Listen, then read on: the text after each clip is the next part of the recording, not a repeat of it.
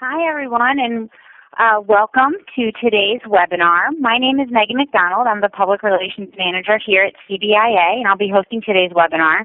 This is the fifth and final one in our cybersecurity series, and today we'll address what should happen immediately after a cyber attack to ensure your company makes full recovery. Thanks to AT&T, Bloom Shapiro, Cooperative Systems, KeyBank, and Eversource for their generous sponsorship, making it possible to offer these sessions to you, our members, free of cost. A little bit of housekeeping before today's webinar. The format is a slide presentation. You can view it on your screen with voiceover commentary from our presenter.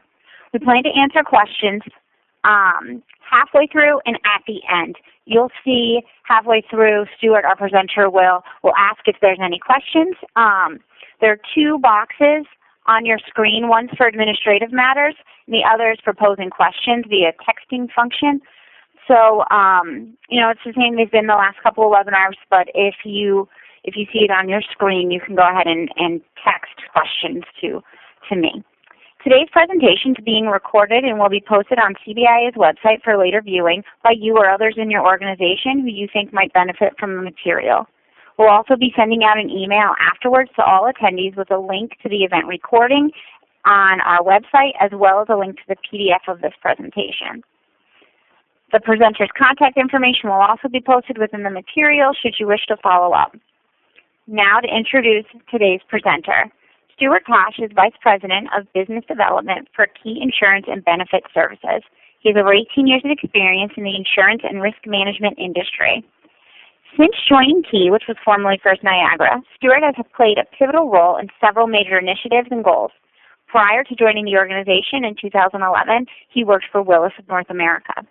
As an active member of his community, Stewart is active within Key's charitable activities and is on the board of the Connecticut Technology Council. He's also involved in his local school as the president of the Fathers Club at Booth Elementary and coaches Shelton Flag football. So I'm going to go ahead and let Stewart get started. Thanks so much for taking some time to walk us through this today, Stewart. All right. Thank you, Megan. All right. So Key Insurance and Benefit Services appreciates the opportunity to go through our presentation, and we'll try and keep this as educational as we can. Since the first of the series, I believe that was back in September, the presenters have been highlighting several cyber-related issues facing businesses today, from cyber attacks, hackers, prevention methods, and ways to minimize the damage once a claim occurs. We will focus this presentation on a couple of key elements, including the involving liabilities of cyber privacy and security risks, types of fraud, and how they originate, how traditional insurance responds, understanding the breach, and how to deal with it, some of the typical costs, and finally, best practices. I've provided the team at CBIA with a couple of handouts which include a cybersecurity planning guide and several newsletters focused on cybersecurity for small businesses. I hope this information is useful as a follow-up to the presentation. As I get ready to go through the presentation, you may have heard some of the information previously, but if you're hearing it from 5 different presenters over several months, it's probably very important. So we'll go ahead and get started. So 63% of organizations being affected are privately owned. 7% of the organizations are nonprofit. And just so you know, 25% of organizations have less than $50 million in revenue. So it's not just the big players that are being hacked into or are seeing these incidents or problems. Over half the incidents last year, 55%, involved data subject to the U.S. Senate breach notification statutes. So this deals with Social Security numbers, driver's license numbers, credit cards, debit cards, bank accounts, usernames, and passwords. These numbers are slightly down from 2015, which may be because more and more companies are masking sensitive information that triggers breach notification loss. Additionally, more companies are employing minimum necessary concepts as used in HIPAA. Minimum necessary requires that persons handling the information to consider whether the information is actually necessary to complete the desired function. So an example of that might be creating a spreadsheet of employees assigned to a different department? Does it really require you to have the individual's full Social Security number? Or could you just mask it and just show maybe the last 4 numbers? So I've outlined on this slide some of the different types of liabilities that you'll see. So you'll see things like the personal identifiable information, or the PII, and that's the Social Security numbers, driver's license information, passport numbers, banking records. It's really what you would use if you were signing up for an online account like Amazon or something like that, some of the information you would provide. Then there's the HIPAA, or HIPAA regulations. Then you're going to see protected health information, or the PHI, so that's your medical records, health records as far as different care that you may have or payments that you're making for health care. Then there's the PCI, that's the payment card information. So again, anything dealing with your credit card, PIN number, expiration date. And then lastly, I have down here corporate confidential information. So this is trade secrets, maybe formulas that are used, designs, or method practices. So again, those are the types of liabilities that we see out there. Those are the 5 main buckets.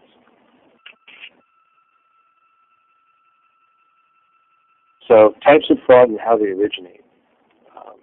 Again, you see lots of different names in here, and this is not a comprehensive list. This is just some of them. And some of them, the names just keep changing, They have ransomware, smishing, phishing, vishing.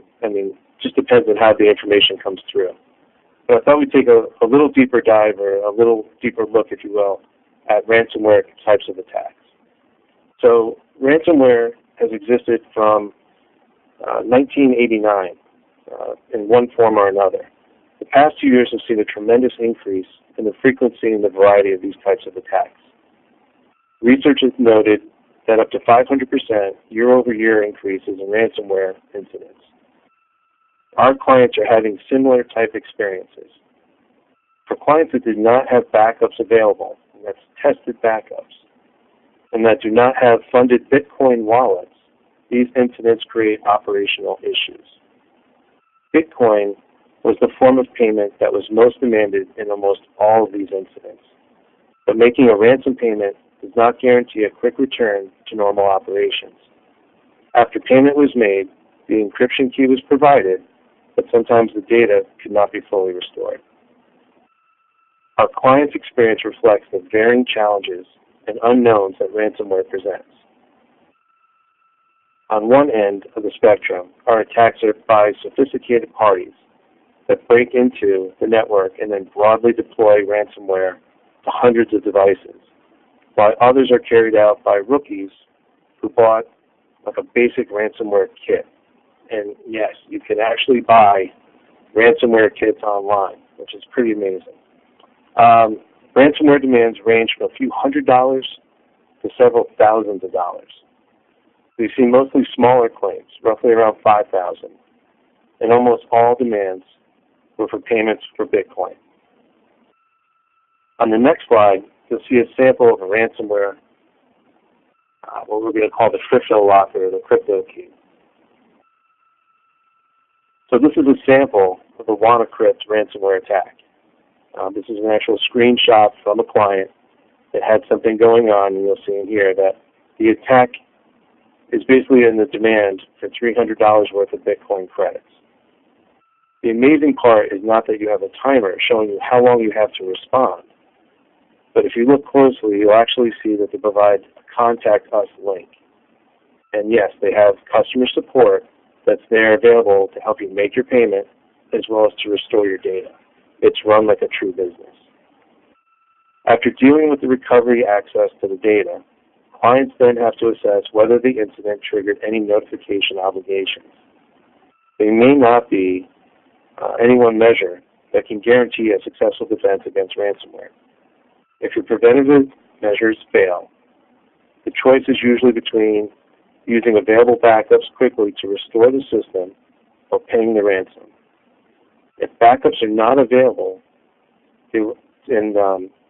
or they were not stored on the affected system, paying the ransom is often the only choice. We've talked with many of our clients, and we hear from them that they don't want to tell anyone about the incident.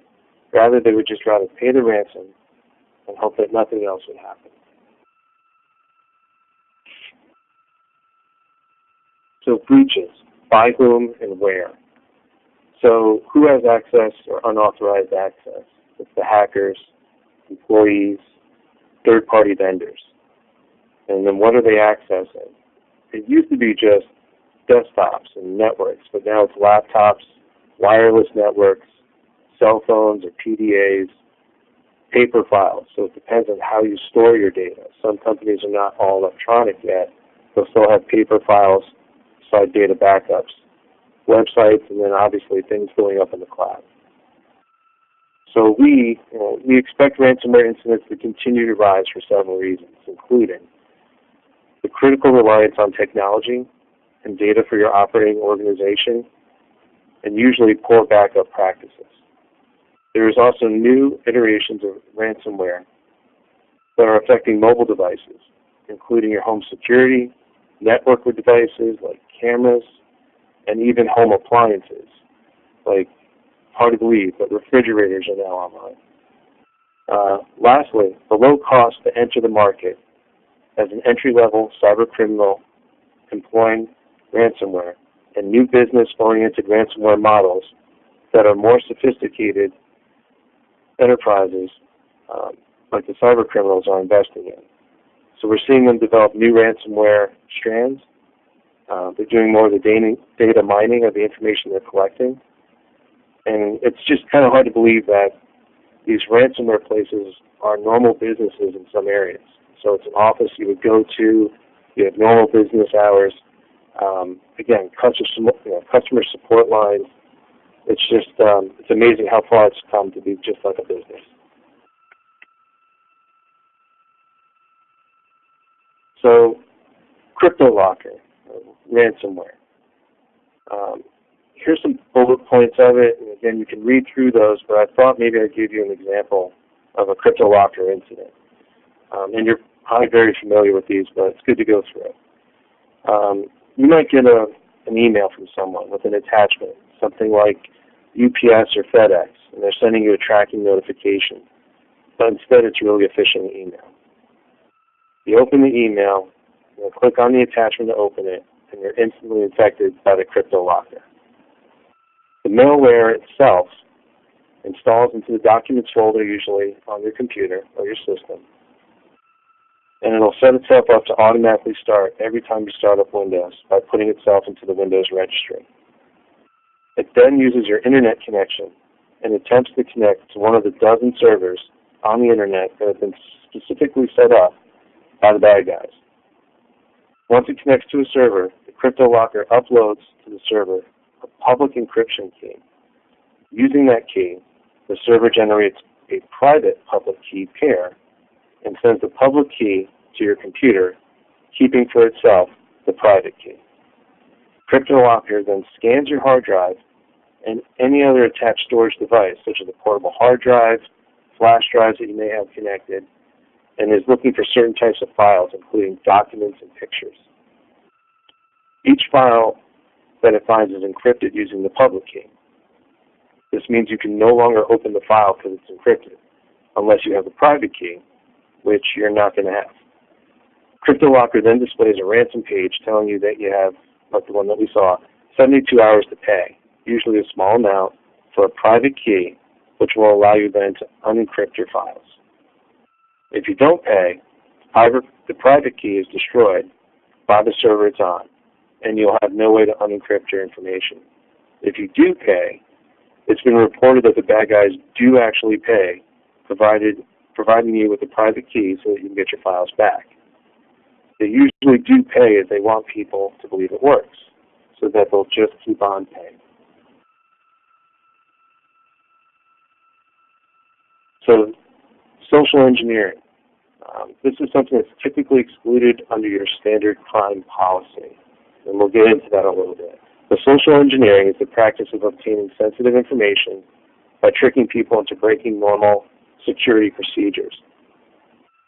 So social engineering is not actually covered under a typical cyber policy. This is something that's going to be under your crime policy. And jump to the next page here.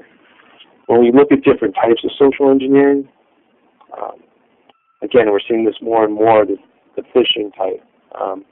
So again, phishing seeks to acquire the user's credentials by contacting an individual falsely, claiming to be a legitimate entity to scam them into surrendering passwords, financial or personal information, or infecting the individual's computer with malware. What we're seeing right now is a lot of claims where people are coming in saying they got an invoice from a vendor. It looks legitimate, but maybe the banking records have changed. And they could potentially send an email out to verify the banking information, comes back where everything looks normal, but it's really not.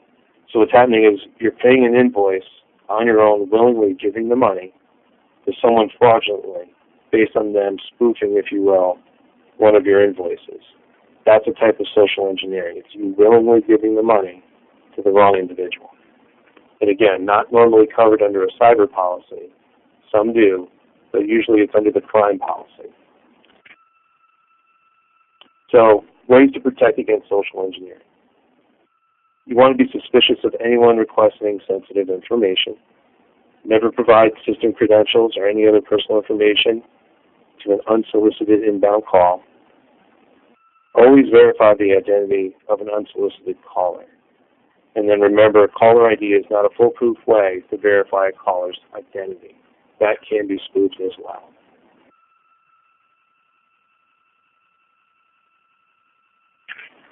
So I put up here a couple cartoons that are types of different phishing, if you will. But at this point, this is where we're going to ask if there's any questions of the group before we continue, because next we're going to get into more of how traditional insurance responds. Just wanted to see if there's any questions currently. Okay, I'm not seeing any questions, so I'm going to keep moving forward. And again, you'll have time at the end if you have questions. So now we're going to talk a little bit about how traditional insurance responds. So here you see traditional insurance. People are very familiar with having a property policy, general liability, crime, D&O, the directors and officers, or your errors and omissions are professional. These are kind of the standard. But cyber insurance has become more than just a mechanism to offset the cost of breach response or regulatory investigations and litigation. Truly, cyber coverage is its own entity, if you will, as far as policies. It's a critical part of how to work with our broker, meaning me, or your broker locally, and you need to make sure you find the right policy for your company. So as you decide which insurance policy is right for you, you want to consider certain things. Is business interruption insurance appropriate for your business? Are you familiar with that term? And will it cover the types of losses that might be unique to your company or industry? Does your carrier have risk management services associated to it, meaning breach coaches, claims department, things like that that can help you out? Is voluntary notification covered under the policy? So what that means is you may have a breach or almost a breach, but maybe you don't meet certain specification where the insurance policy responds, guaranteed. Is the insurance provider you're working with flexible enough so that you can do a voluntary notification of people that you think there may have been a breach and you just want to make them aware? And then even as an excess policy is something the company should consider. So again, because cyber policies sit outside the norm, an umbrella policy that you might have on your property or your GL or your main package may not respond on top of a cyber policy written separately. So a lot of times you have to get excess coverage separate. Then we get into the wording, and we use the caution sign here because all policies are written the same in insurance, as far as I'm concerned, right? They give you everything up front, and then they carve back or exclude certain things. And a lot of that is based on things you're seeing here on the screen. So it's, definitions of a breach, definition of a claim.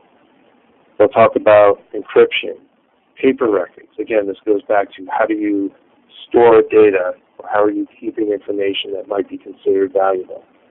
And then defense counsel. The reason I put that there is a lot of companies have attorneys that are very familiar with their business. A lot of times people want to use them if something were to happen, where the insurance companies may have other locations in mind, people that are really specific in the industry there to help you. So you have to understand that you may have to look at other legal counsels. If you get into a claim situation, you can't always use your own, but sometimes you can get yours approved if it makes sense. And then we'll go into exclusions. So in here, these are types of exclusions that can be on policies that you just have to watch out for. So you'll see callback verification. Some policies can exclude dealing with wireless networks. Some will say if you don't have all your stuff encrypted, that there could be issues. Failure to disclose, fraud, dishonesty. These are all pieces of exclusion that you need to know that are out there on these types of policies. Some of these can be negotiated, but most of these are going to be straightforward exclusions.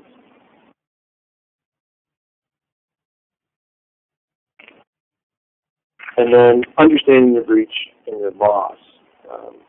One of the things we try and teach people is that there's two types of losses. There's the first-party loss and the third-party loss.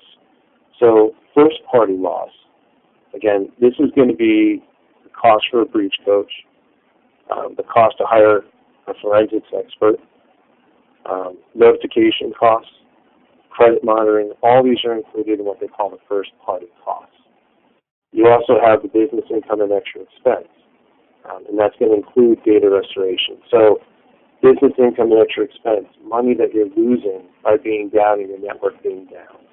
And then the extra expense you have of running the business and getting that data restored so you can get back up to operating.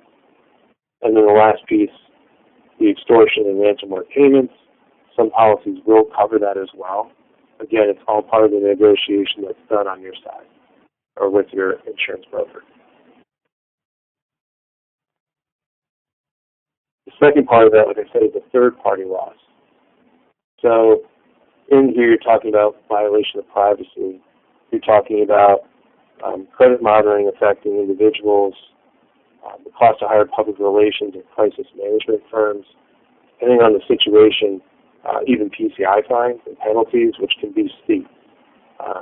So it's just something to keep aware of, that third-party losses are involved as well. And you want to talk to your broker, you want to talk to the cyber breach coach on how things happen.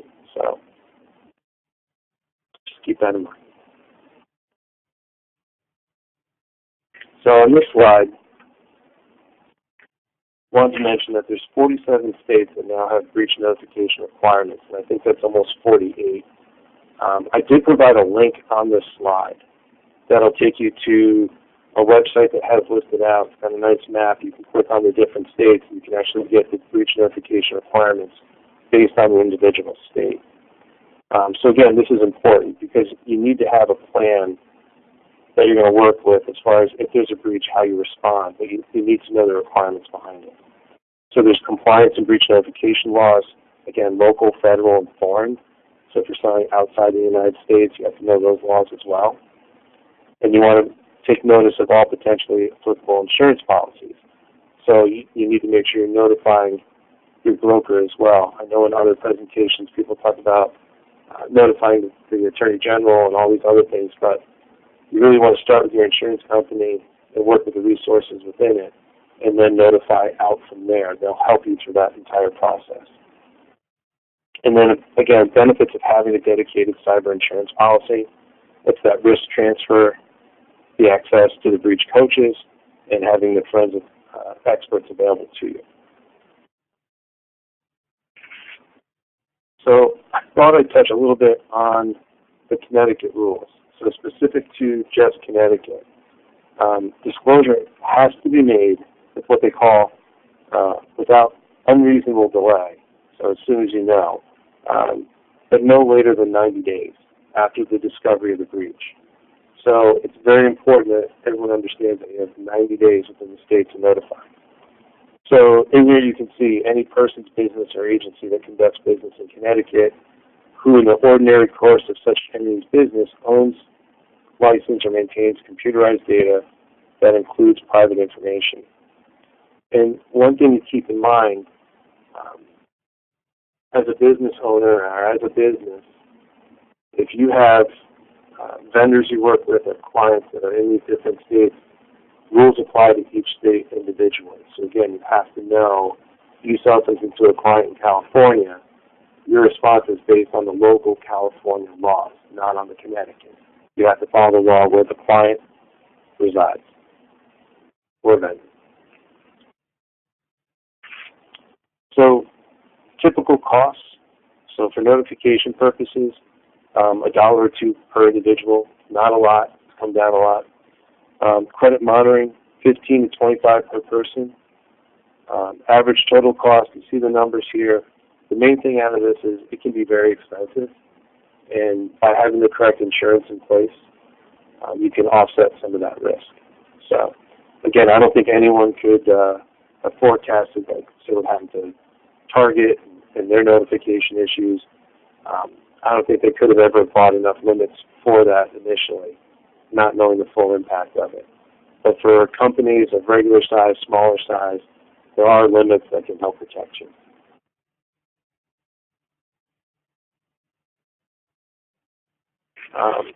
And again, the unfortunate reality, it's not if, but when. We see, again, clients of all sizes, small manufacturers that rely on, making products in China, bringing them over and selling it or distributing it, to small manufacturers here in the U.S. I think every account we've ever talked to has something that almost happened, or if they look inside, they can see where, yep, I got an email, I thought it was from our CFO, but it really wasn't. It was from this guy, probably in Russia, that masked something to look just like the CFO's email, requesting for, a quick transfer of money to be made. It doesn't have to be a big amount. They'll test you with small things first and then add on. So again, not if, but when. Keeping in mind, data breach costs can be significant. And again, most of this is not covered under traditional insurance. It's something that you need a true cyber policy for outside. Under the next slide,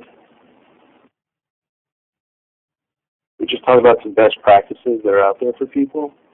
And again, I think this is reflected on some of the documents we provided to the CBIA that they posted up on the website.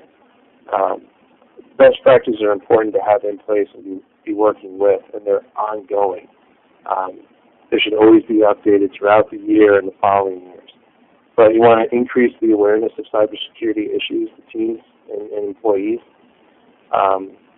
Create a forensic plan that you can do with your broker or with the insured that you're going to work with as far as the insurance company. Make sure you have a business continuity plan in place. And again, I gave a sample of that to the CBIA that you can look at and use internally. It's not something we could cover in a half hour or 45 minutes on a WebEx. It's pretty detailed. But it is something that everyone should take advantage of. Look through, make sure you do have a plan in place. And if you have questions, reach out to your insurance agent and ask for help. Be prepared for the ransomware. What would you do? How would you do it? How would you respond? Again, a lot of the information can be connected with your insurance broker, and they can help you. And then managing your vendors. Make sure you get certificates of insurance. Make sure you watch the vendors you're working with and see how they're treating your data as well. So it's not just you and your data and how you're treating it. It's how vendors that you're working with are handling with your data.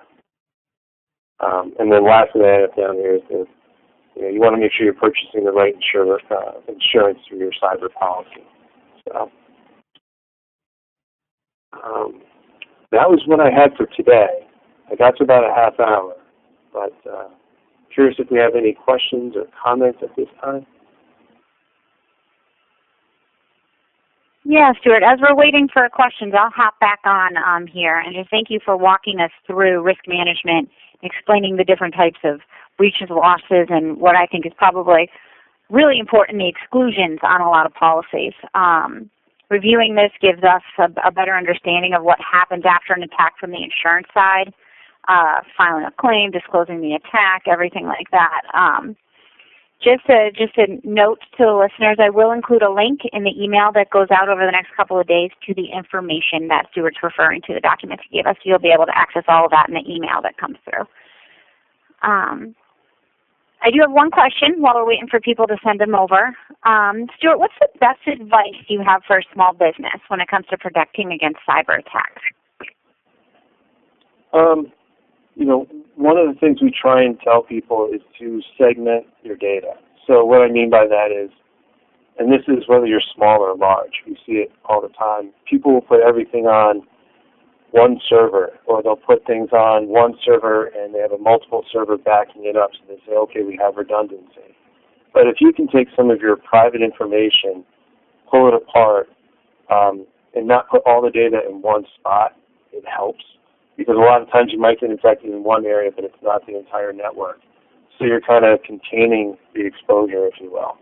So it's a very simple thing that people can do, but it can make a big impact in the long run. Yeah, definitely. And just to expand a little bit on what you said, maybe you get another question, but when people do have a claim situation and you call your broker, the first thing we do is get a whole team involved. So there's usually either a claim department within the broker location, but they're in touch with the carrier right away. So if you were with a company like Beasley or one of those, a call is made to them. They would basically assign a cyber breach coach. Now, it's a big word, but it's basically either a lawyer or a former FBI person that's involved. And they act as the go-between between the client and the insurance company. And they basically make sure that any questions are addressed and that you're following the rules and standards that you have to. Because like I said, it can be very complicated if you're in multiple states and you have all these things going on. So they jump in, help with all that, and they'll walk you through the entire process, making things as easy as you can. So again, for a cost of a policy, small policies can start anywhere from $1,500 and up. Again, you might get a couple less bells and whistles for that price. But for a standard policy, maybe $2,500 and up, you can get some good coverage. You can get the data breach coaches and these different resources available to you. And it's like pre-buying, if you will, legal defense costs. It's almost like buying directors and officers insurance. You're pre-buying that legal guidance. It's just such a different way to think.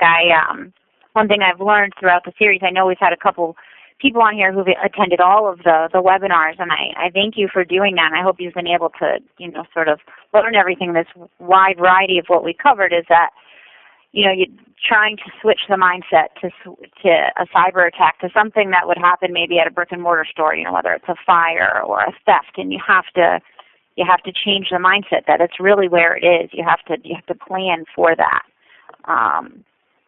impact, because a lot of businesses that suffer a cyber attack have a very hard go of it afterwards in terms of being able to get back on their feet and even continuing to operate.